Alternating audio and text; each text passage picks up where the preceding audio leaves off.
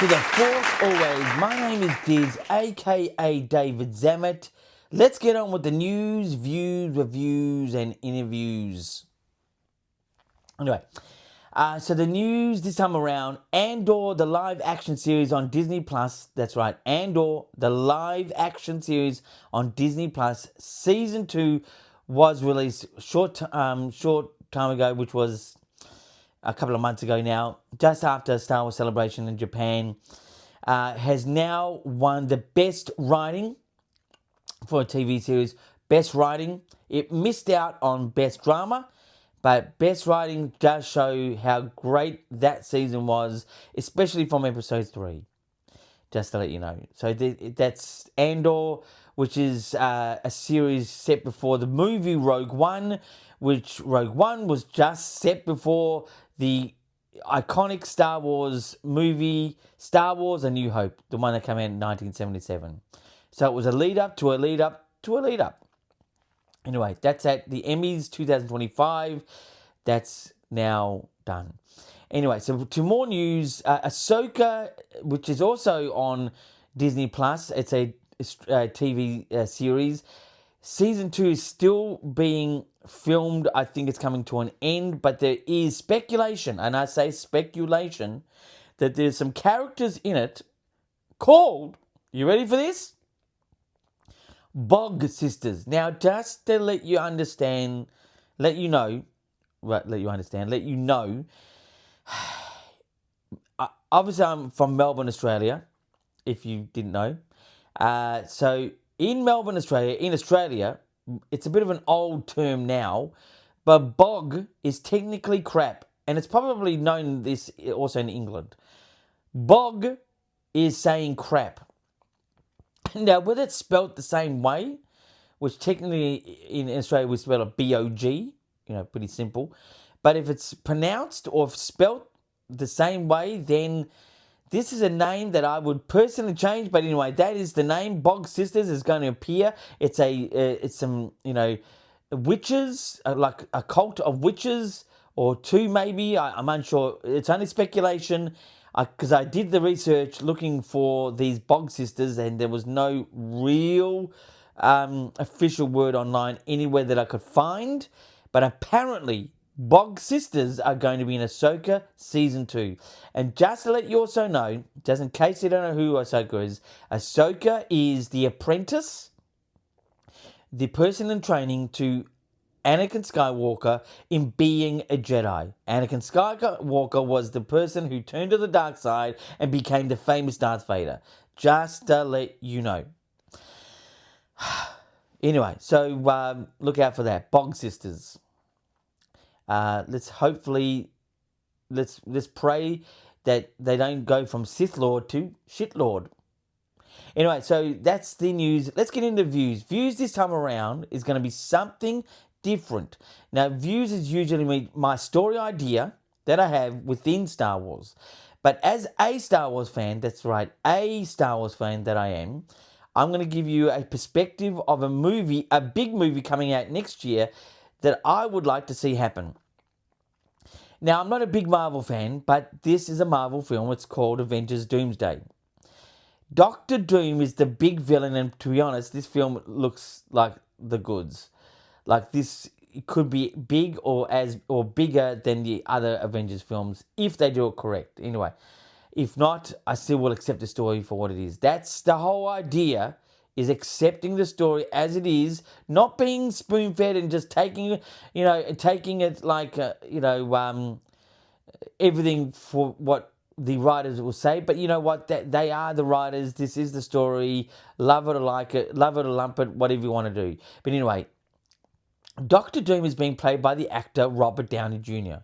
Robert Downey Jr. played the character Tony Stark, who created the character Iron Man in the original Avengers that we saw in the last 10 years.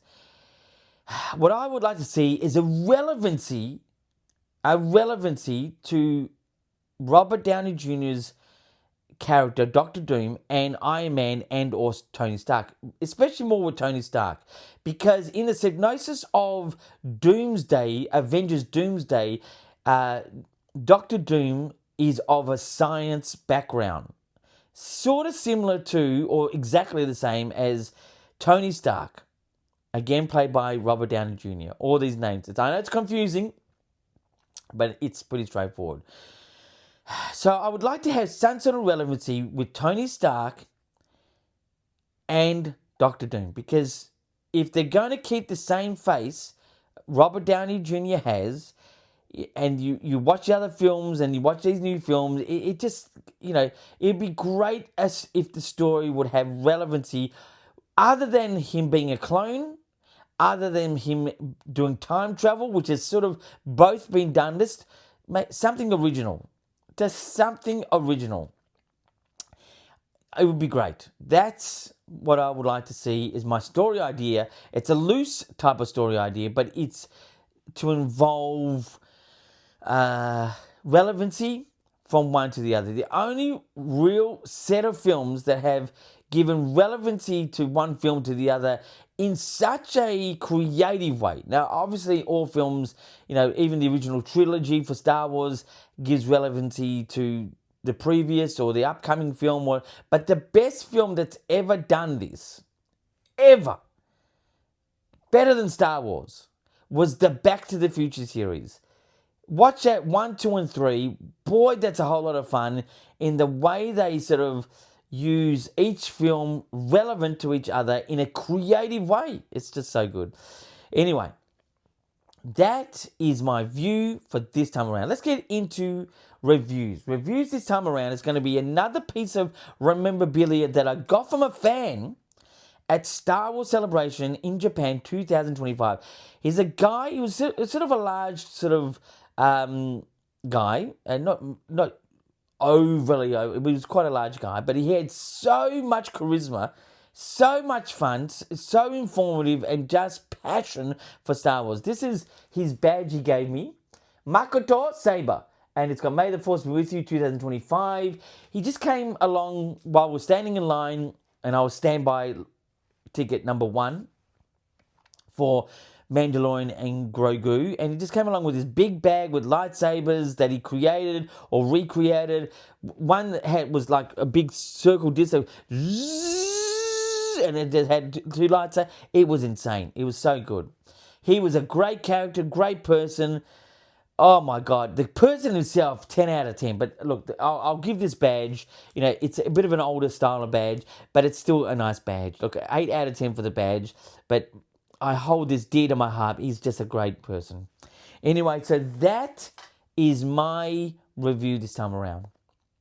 Badge 8 out of 10. Person, 10 out of 10. I don't want to judge people, but I'm going to give him a 10. He deserves it.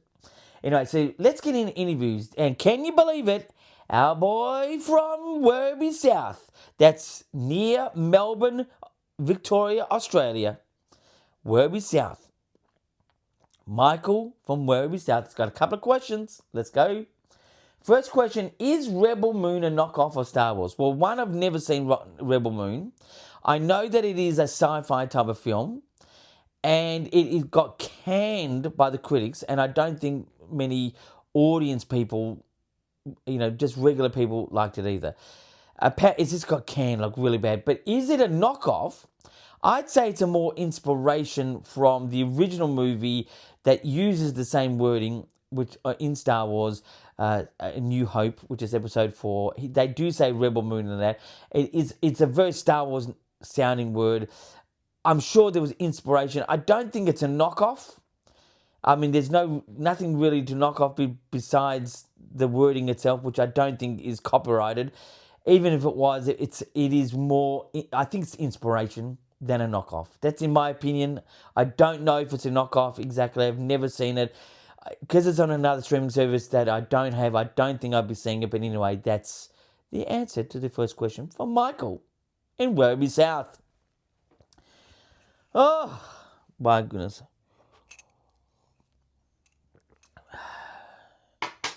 Love that coffee. Anyway, so the second question comes from Michael from Werribee South, and you can send in any questions from anyone at any time. I'll answer any of your questions. Obviously, they've got to be, appropriate for the show, but I'll answer any of the questions. Anyway, He's asking this time, is Daisy really jumping ship to play a role in Indiana Jones' new movie? Well, there's no official word on a new Indiana Jones film. I will say that I'm sure there's some sort of development team possibly creating a possibility, but there's no official word on a new Indiana Jones film. What maybe Michael's talking about is there is very high speculation.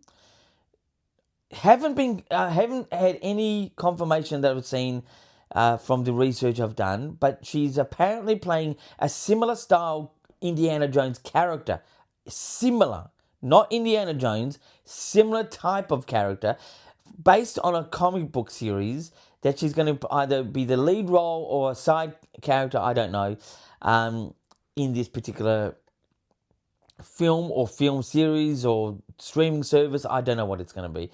But that's what he may be referring to. And I don't think she'd be jumping ship. I think, when you're an actor, you want to play as many roles and different type of roles as you can. That's unless you are an actor that just wants to play a certain type of role. I mean, I don't think jumping ship is the word. Even if it was jumping ship to Indiana Jones, as it's still part of Lucasfilm. Indiana Jones is under the same banner, exact same banner as Star Wars, Lucasfilm. That's owned by Disney.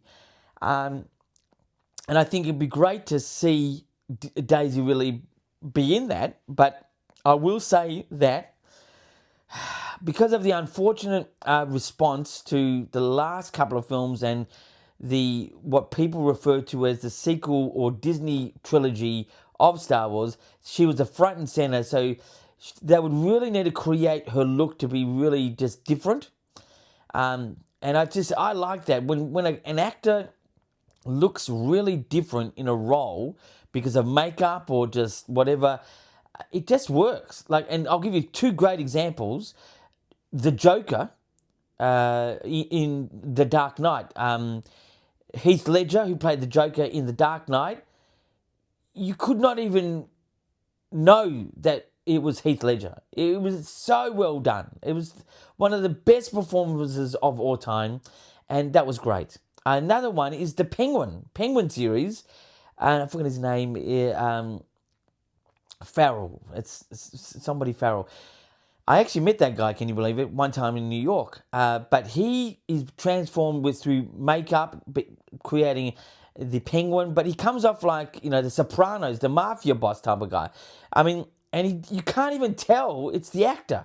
That type of acting, I love. You just, you don't have to sell your face as who you are to sell the actual character. You just have to make the character come off great. Penguin and the Joker in Dark Knight, even, Joker 1 was great. Joker 2 I never saw. I didn't really get around to seeing it. But the Joker 1, the first movie was great. But I think still the highlight Joker is definitely Heath Ledger's Joker in Dark Knight. And that's it.